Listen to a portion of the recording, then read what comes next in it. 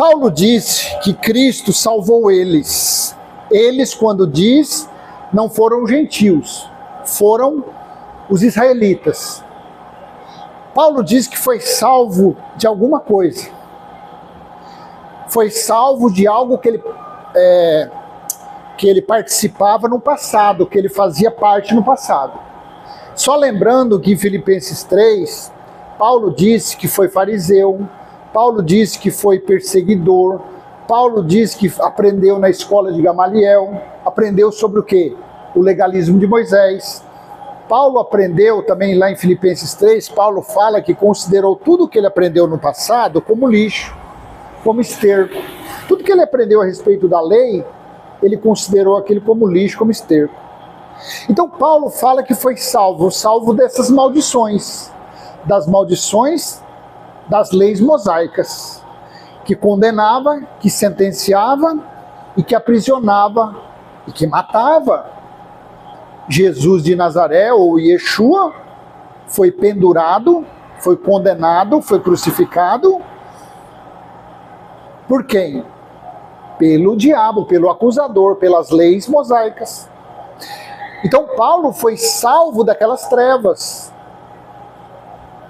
Foi aquela salvação que Cristo deu a Paulo. E a religião faz o quê? A religião, ela não vive antes da cruz? A religião não vive no dízimo, na oferta, buscar Deus em templo, apresentar criança, a lei da purificação, batismo, comer pão e beber suco, orações, jejuns, unção com óleo, buscando doutrinas de pregadores. Elas não vivem exatamente naquilo que Paulo foi salvo?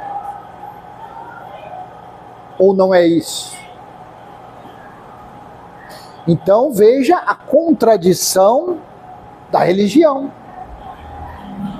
Veja na contramão que a religião está, que os pregadores, que os religiosos, que são nossos irmãos no espírito, mas a natureza carnal está sentenciada a viver nas trevas.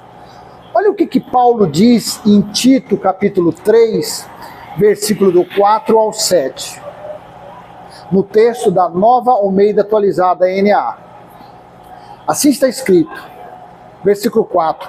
Mas quando se manifestou a bondade de Deus, nosso Salvador, e o seu amor por todos, ele nos salvou, não por obras de justiça praticadas por nós, mas segundo a sua misericórdia, ele nos salvou mediante o lavar regenerador e renovador do Espírito Santo, que ele derramou sobre nós ricamente, por meio de Jesus Cristo, nosso Salvador, a fim de que, justificados por graça, nos tornemos seus herdeiros, segundo a esperança da vida eterna.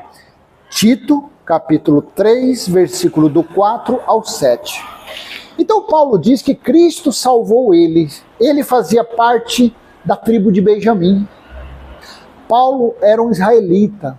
Paulo fazia parte das 12 tribos que receberam as leis por intermédio de Moisés, lá no deserto, e que essas leis se transformaram em maldições, se transformaram em aguilhões, se transformaram em setas malignas, que matava, sentenciava, escravizava.